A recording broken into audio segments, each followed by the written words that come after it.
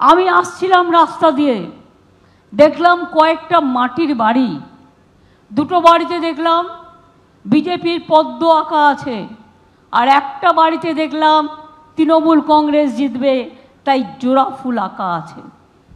আমি যাদের মাটির বাড়ি তাদের বলতে চাই, 3 বছর ধরে মোদি বাবু, মোদি সরকার, বিজেপি সরকার কোনো টাকা দেয়নি আপনাদের ঘর তৈরি করবার জন্য। 100 দিনের কাজের টাকা দেয়নি, রাস্তার টাকা দেয়নি। 100 দিনের কাজের টাকা কে দিয়েছে? আমাদের সরকার দিয়েছে। 59 লক্ষ জব কার্ড হোল্ডারদের টাকা আমরা দিয়েছি সরকার থেকে। এবং আগের বছরেও 45 দিন কাজ আমরা করিয়েছি জব কার্ড হোল্ডারদের, আর এখন থেকে এটা চলবে। 50 দিনের কাজ তো দেবই, দরকার হলে 60 দিনের কাজও আপনারা পাবেন। জব কার্ড হোল্ডারদের কাজ মারা যাবে না। যাদের মাটির বাড়ি, গরিব মানুষ, মনে রাখবেন, ঝড়ে জলপাইগুড়ি, আলিপুরদুয়ার, কুচবিহারে 5000 মানুষের বাড়ি নষ্ট হয়ে গেছে। সরকার বলল আমরা বাংলার বাড়ি করে দিতে চাই। আমরা বাংলার বাড়িতে 1,20,000 টাকা করে দিই। ইলেকশন চলছে বলে ইলেকশন কমিশনের পারমিশন নিতে হয়, যেহেতু এমসিসি কোর্ট চলছে। আজকে 6 দিন আগে চেয়ে বলেছি, এখনো পর্যন্ত পারমিশন দেয়নি। তুমি তো শুধু বলবে হ্যাঁ তুমি করো, টাকাটা আমার, টাকাটা বিজেপির নয়, ওদের পকেটের নয়, টাকাটা আমরা দিচ্ছি।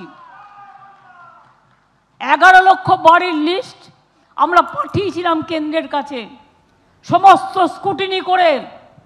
আজও যারা মাটির বাড়িতে থাকেন জেনে রাখবেন, গরিব মানুষ, কেন্দ্রীয় সরকার করেনি। আর ইলেকশনের আগে বিজেপির কল সেন্টার থেকে ফোন করছে। ফোন নাম্বারটা কোথা থেকে পেয়েছে? আমাদের থেকে পেয়েছে। কারণ 11 লক্ষ লোকের নাম আমরা পাঠিয়েছিলাম তাদের বাড়ি দেওয়ার জন্য। ফোন করে বলছে তুমি আবার নতুন করে বিজেপিতে অ্যাপ্লাই করো, তাহলে তুমি ঘরটা পাবে। আমি বলি না বন্ধু, তোমায় কিচ্ছু দিতে হবে না। ইলেকশন হয়ে গেলে মে মাসে আমরা 11 লক্ষ মানুষের ঘর আমাদের সরকার করবে। এটা আমরা বাজেটে ঘোষণা করেছি। তোমরা কেউ যারা নাম লেখাবেন, মনে রাখবেন ওদের কাছে আপনার নামটা কেটে দেবে। খবরদার ওই পায়ে পা দেবেন না।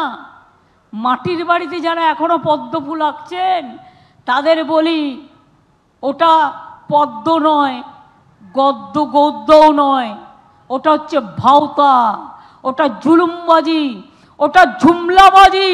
আমরা চাই জয় জোহার, আমরা চাই ভূমিজ সম্প্রদায়, আমরা চাই গরিব মানুষের ভালোবাসা, আমরা চাই বাঙালি, অবাঙালি, আদিবাসী, মাহাতো সবাইকে নিয়ে একসাথে থাকতে।